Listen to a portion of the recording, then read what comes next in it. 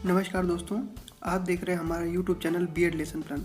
दोस्तों, lesson plan की series में आज हम एक नया लेसन प्लान लेकर आए हैं जो कि सामाजिक विज्ञान से संबंधित है और उप विषय नागरिक शास्त्र के अंतर्गत आता है।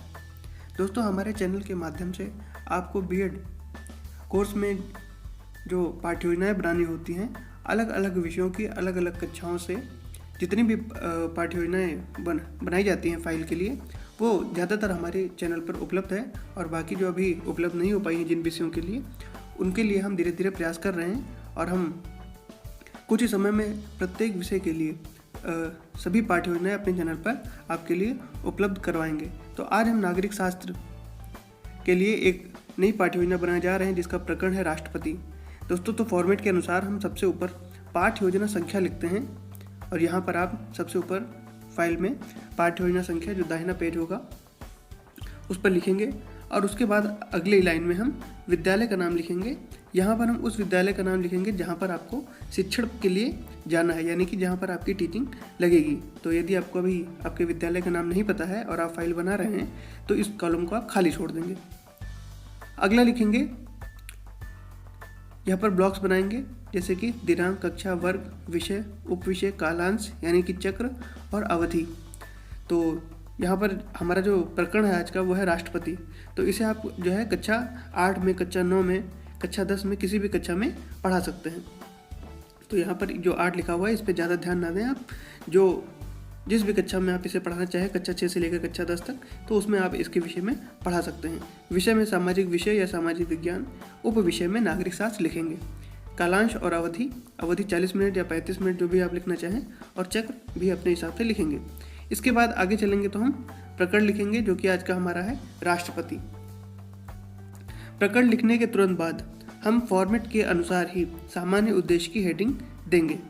सामान्य उद्देश्य में हम मुख्यतः 5 या 6 सामान्य उद्देश्य लिखते हैं। आप चाहें तो इससे ज़्यादा या कम भी लिख सकते हैं। तो पहला सामान्य उद्देश्य है कि छात्रों की मानसिक शक्तियों का विकास करके उनमें आदर्श गुणों एवं वैज्ञानिक गुणों का विकास करना। दूसरा है छात्रों में चारित्रिक गुणों का विकास करना। तीसरा है छात्रों में विश्व बंधुत्व एवं देश प्रेम की भावना का विकास करना। चौथा है छात्रों को उनके अधिकार एवं कर्तव्यों का ज्ञान प्रदान करना। पांचवा है छात्रों में उत्तरदायित्व की भावना का विकास करना। और छठा है छात्रों में आदर्श नागरिकता के गुणों का विकास करना।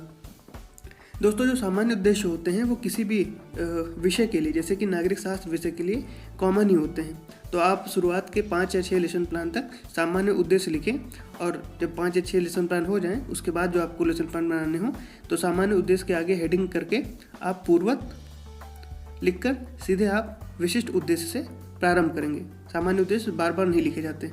तो यहाँ पर ये हो गया। दोस्तों, आगे बढ़ने से पहले अगर आप हमारे नए दर्शक हैं तो आप हमारे चैनल को सब्सक्राइब कर लें, वीडियो को लाइक कर दें और जो भी प्रतिक्रिया आप देना चाहें हमें कमेंट सेक्शन में ज़रूर बताएं। और कमेंट सेक्शन में ये ज़रूर बताएं कि आप कहाँ से हमारा वीडियो देख रहे हैं। तो चलिए आगे बढ़ते हैं। अगली हेडिंग देंगे हम विशिष्ट उद्देश्य की। तो विशिष्ट उद्देश्य में कुछ उप विषय भी होते हैं जैसे कि ज्ञानात्मक, बोधात्मक। तो इनके बारे में लिखेंगे। ज्ञानात्मक में लिखेंगे कि छात्र राष्ट्रपति के विषय में ज्ञान प्राप्त कर प्रत्याशमन कर सकेंगे। बोधात्मक में लिखेंगे कि छात्र राष्ट्रपति की अनिवार्य योग्यताओं एवं कार्यों को समझ सकेंगे। कौशलात्मक में लिखेंगे कि छात्र राष्ट्रपति के विषय में जानकर अपने अंदर कौशल विकसित कर सकेंगे। और अभिवृत्त्यात्मक में लिखेंगे कि छात्र राष्ट्रपति के विषय में जानकर अपने सकारात्मक दृष्टिकोण को विकसित कर सकेंगे। तो ये हो जाएंगे हमारे विशिष्ट उद्देश्य।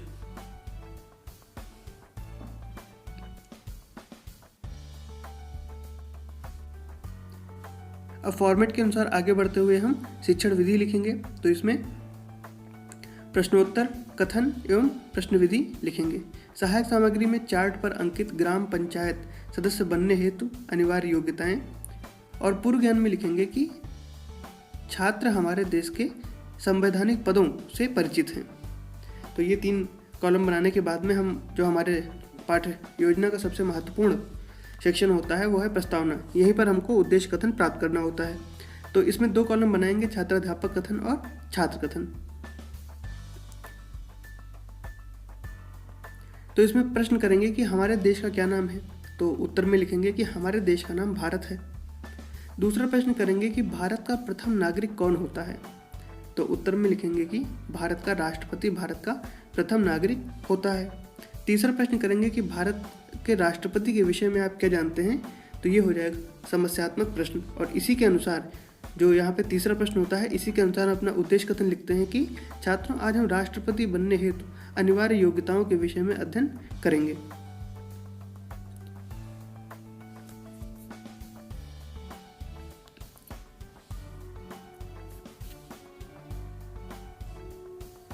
उसके बाद दोस्तों हम अगली हेडिंग देंगे प्रस्तुतिकरण।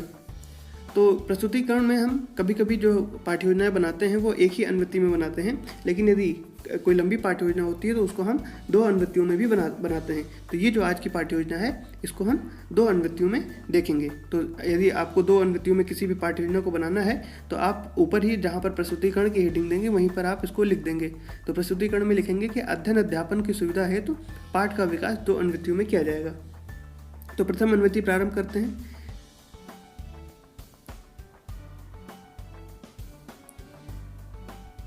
इसमें हम 3 कॉलम बनाएंगे, शिक्षण बिंदु, छात्राध्यापक क्रियाएं और छात्र क्रियाएं। तो शिक्षण बिंदु में पहला शिक्षण बिंदु लिखेंगे राष्ट्रपति की नियुक्ति। तो पहला प्रश्न करेंगे कि राष्ट्रपति की नियुक्ति कैसे होती है। तो यहाँ पर लिखेंगे कि छात्र संभावित उत्तर देंगे। तो छात्राध्यापक कथन या छात्राध्यापिका कथन कुछ भी लिख सकते हैं, या इससे अच्छा जो है आप स्पष्टीकरण लिख सकते हैं। तो लिखेंगे यहाँ पे कि राष्ट्रपति देश का प्रथम नागरिक तथा संवैधानिक प्रमुख होता है। देश के राष्ट्रपति का पद सर्वोच्च होता है। राष्ट्रपति की नियुक्ति में संसद के दोनों सदनों तथा राज्यों की विधानसभाओं के निर्वाचित सदस्य भाग लेते हैं, मनोनीत सदस्य इसमें भाग नहीं लेते हैं। तो ये जो राष्ट्रपति की निर्वाचन प्रक्रिया है उसके बारे में यहाँ पर बताया जाएगा। अब अगला शिक्षण बिंदु लिखेंगे राष्ट्रपति का कार्यकाल। तो प्रश्न करेंगे कि राष्ट्रपति का कार्यकाल कितना होता है। तो यहाँ विद्यार्थी क्रियाओं में लिखेंगे कि छात्र संभावित उत्तर देंगे। दोस्तों जब हम प्रस्तुतिकरण में लिख रहे होते हैं तो जब भी हम प्रश्न करेंगे तो प्रश्न के साथ में ही विद्यार्थी क्रियाओं में लिखेंगे कि छात्र संभावित उत्तर देंगे, और जब स्पष्टीकरण लिखेंगे या छात्राध्यापक कथन लिखेंगे तो यहाँ पर लिखेंगे कि छात्र ध्यानपूर्वक सुनेंगे एवं समझने का प्रयास करेंगे। तो छात्राध्यापिका कथन में या छात्राध्यापक कथन जो भी बना रहे हो तो इसमें लिखेंगे कि राष्ट्रपति का कार्यकाल 5 वर्ष का होता है, परंतु इससे पूर्व भी उसे महाभियोग द्वारा हटाया जा सकता है यदि लोकसभा, यहाँ पर गलत हो गया है, तो ये यदि लोकसभा अपने 2/3 बहुमत से इस संकल्प को पास कर दे और राज्यसभा भी पास कर दे तो राष्ट्रपति का पद रिक्त हो जाता है और राज्य की विधानसभा महाभियोग में भाग नहीं लेती। यानी कि जब निर्वाचन होता है राष्ट्रपति का तो क्या होता है कि राज्य की विधानसभाओं के निर्वाचित सदस्य भी भाग लेते हैं, लेकिन जब राष्ट्रपति पर महाभियोग लगाया जाता है तो सिर्फ संसद के सदस्य ही महाभियोग में भाग लेते हैं। आगे देखते हैं। तो अगली हेडिंग हम देंगे श्यामपट्ट सारांश की। श्यामपट्ट सारांश के स्थान पर आप जो है यहाँ पर बोध पृष्ठ की भी हेडिंग डाल सकते हैं और फिर यहाँ पे प्रश्न और उत्तर लिख सकते हैं। तो पहला प्रश्न लिखेंगे कि राष्ट्रपति किसके द्वारा चुना जाता है।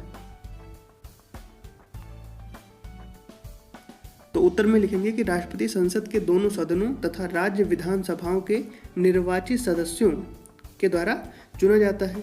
फिर दूसरा प्रश्न करेंगे कि देश का सर्वोच्च पद कौन सा होता है। तो उत्तर में लिखेंगे कि देश का सर्वोच्च पद राष्ट्रपति का होता है। तीसरा प्रश्न करेंगे कि राष्ट्रपति का कार्यकाल कितने वर्षों का होता है। तो उत्तर में लिखेंगे कि राष्ट्रपति का कार्यकाल 5 वर्षों का होता है। तो ये जो श्यामपट्ट सारांश है इनको आपको यदि आप कक्षा में पढ़ाएंगे तो आपको इसको श्यामपट्ट पर लिखना होगा। अब निरीक्षण कार्य की हेडिंग देंगे तो इसमें लिखेंगे कि छात्राध्यापक या छात्राध्यापिका जो भी बना रहे हैं तो द्वारा छात्रों को श्यामपट्ट सारांश लिखने का निर्देश देकर संपूर्ण कक्षा का निरीक्षण किया जाएगा। यानी कि ये जो प्रश्न है इनको जब आप श्यामपट्ट पर लिख देंगे तो छात्रों को इनको अपनी उत्तर पुस्तिका में लिखने का निर्देश देंगे और जब वो अपनी कॉपी में लिख रहे होंगे तो आप कक्षा में घूमकर उनका निरीक्षण करेंगे कि ठीक प्रकार से लिख रहे हैं कि नहीं लिख रहे हैं।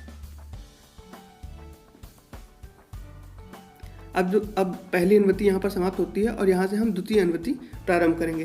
तो फिर यहाँ पर हम 3 कॉलम बनाएंगे, शिक्षण बिंदु, छात्राध्यापक क्रियाएं और छात्र क्रियाएं, जैसे कि हमने ऊपर बनाया था। तो फिर से द्वितीय अनुवृत्ति प्रारंभ होगी। तो यहाँ पर हम शिक्षण बिंदु में लिखेंगे कि राष्ट्रपति की योग्यताएं क्या हैं। तो प्रश्न करेंगे कि राष्ट्रपति पद की क्या योग्यताएं होती हैं। तो यहाँ पर जैसे कि आपको पहले ही बताया जा चुका है कि जब भी प्रस्तुतिकरण में प्रश्न करेंगे तो इसमें लिखेंगे कि छात्र संभावित उत्तर देंगे, या लिख सकते हैं कि छात्र उत्तर देने का प्रयास करते हैं। और जब छात्राध्यापक कथन या स्पष्टीकरण दिया जाएगा तो यहाँ पर लिखेंगे कि छात्र उत्तर देने का, छात्र समझने का, सुनेंगे और समझने का प्रयास करेंगे। तो इसमें लिखेंगे आगे कि राष्ट्रपति पद की क्या योग्यताएं होती हैं।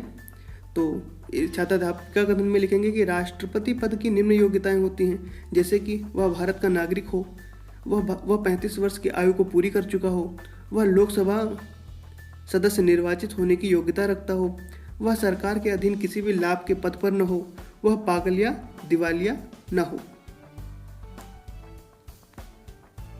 तो ये जो राष्ट्रपति बनने की योग्यताएं हैं। अब अगला शिक्षण बिंदु लिखेंगे राष्ट्रपति के कार्य। तो प्रश्न करेंगे कि राष्ट्रपति के क्या कार्य होते हैं। तो देखिए यहाँ पर फिर वही लिखा हुआ है कि छात्र संभावित उत्तर देंगे।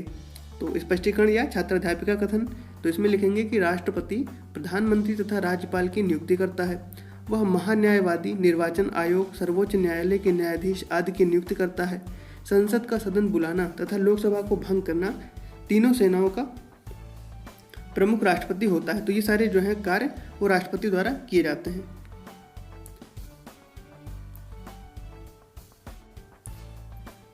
अगली हेडिंग हम देंगे श्यामपट्ट सारांश की। तो इसमें प्रश्न 2 कॉलम बनाएंगे, बोध प्रश्न और उत्तर। तो पहला प्रश्न लिखेंगे कि राष्ट्रपति पद के लिए निर्वाचित होने की न्यूनतम आयु कितनी होनी चाहिए। तो इसमें लिखेंगे कि 35 वर्ष होनी चाहिए। और दूसरा प्रश्न लिखेंगे कि निर्वाचन आयुक्त की नियुक्ति कौन करता है। तो इसमें लिखेंगे कि निर्वाचन आयुक्त की नियुक्ति राष्ट्रपति द्वारा की जाती है या राष्ट्रपति करता है। अगली हेडिंग है निरीक्षण कार्य की। तो इसमें भी लिखेंगे कि छात्राध्यापक द्वारा छात्रों को श्यामपट्ट सारांश लिखने का निर्देश देकर संपूर्ण कक्षा का निरीक्षण किया जाएगा। इसके बाद हम पुनरावृत्ति प्रश्न की हेडिंग देंगे। तो पुनरावृत्ति प्रश्न में लिखेंगे कि देश का प्रथम नागरिक कौन होता है। दोस्तों, जो पुनरावृत्ति प्रश्न होते हैं ये मौखिक रूप से ही पूछे जाते हैं, तो इनका उत्तर लिखने की कोई आवश्यकता नहीं होती है। तो दूसरा प्रश्न है कि राष्ट्रपति पद की योग्यताएं बताइए। और तीसरा प्रश्न है कि राष्ट्रपति को उसके पद से कैसे हटाया जा सकता है। तो ये मौखिक रूप से प्रश्न पूछे जाएंगे और इनका उत्तर प्राप्त किया जाएगा। और जो हमारा अंतिम बिंदु है वो है गृह कार्य। तो इसमें लिखेंगे कि कल सभी छात्र राष्ट्रपति के कार्यों को लिखकर लाएंगे। तो यहाँ पर हमारा लेसन प्लान समाप्त होता है। दोस्तों, यहाँ पर हमारा लेसन प्लान समाप्त होता है। आपको वीडियो कैसा लगा हमें कमेंट करके ज़रूर बताइए। वीडियो को लाइक करें, हमारे चैनल को सब्सक्राइब करें और दोस्तों के साथ शेयर करना बिल्कुल ना भूलें। धन्यवाद।